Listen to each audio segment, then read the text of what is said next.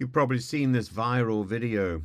The man kicking, the police officer kicking a man on the floor in Manchester Airport in Terminal 2 on Tuesday evening. This has led to the viral video, and the event has led to the suspension of a police officer from the Greater Manchester Police.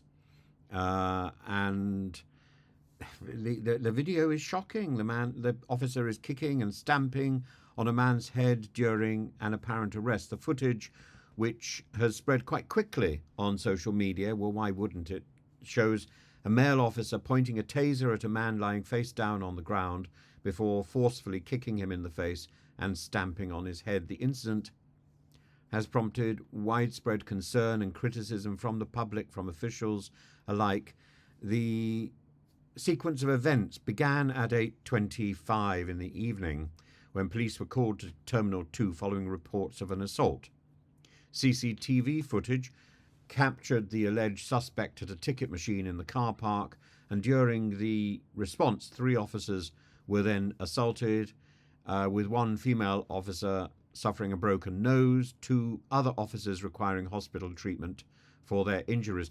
In the video, the man being kicked is shown lying on the ground with an older woman kneeling beside him.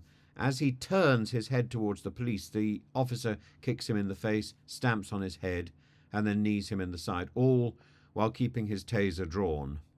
The officer then turns his attention to another man sitting on a bench, orders him to the ground, and after the man complies, hits him on the head with the taser. The actions of the officer have been widely condemned. Nazir Afzal, a former chief Crown prosecutor, has said there's no justification for the officer's actions, calling for accountability. Howard Beckett, a former member of Labour's National Executive Committee, describes the officer's behaviour as the most brutal of assaults and thuggery in uniform. The Greater Manchester Police Assistant Chief Constable Wasim Chaudhry acknowledges that the footage is truly shocking and understands the public's concerns. The officer involved has been removed from all duties, and Greater Manchester Police is making a voluntary referral to the Independent Office for Police Conduct to review the incident. The Home Office has also requested a full explanation of the event. 4 men were arrested in connection with the incident, 2 on suspicion of assault, the assault of an emergency worker, a fray, obstructing the police, and 2 others on suspicion of a fray and the assault of an emergency worker. And witnesses to the event provided additional context. Amar Minhas, a bystander, has said that seeing the police approach a young man and inform him that he was wanted led to a confrontation where another man began throwing punches at the officers. This is an altercation which escalated to the point where tasers were deployed, and the officers' subsequent violent actions were captured on video. The incident has sparked significant public outrage and protests, including outside Rochdale Police Station, highlighting broader concerns about police conduct and the use of force by the force. The Greater Manchester Police's decision to suspend the officer and refer the case upwards reflects the seriousness with which they are treating the matter, but of course it also delays any reports and any response. It's kicking the can down the road.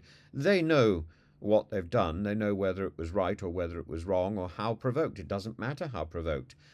You've got a situation where there is one alleged assault, and now there's others.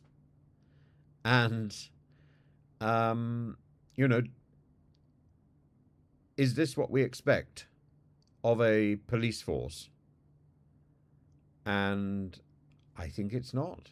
I don't trust a police force that brutalizes people in the street or the airport. The airport's a bad enough place to go to without running the risk of being tasered and battered by the police.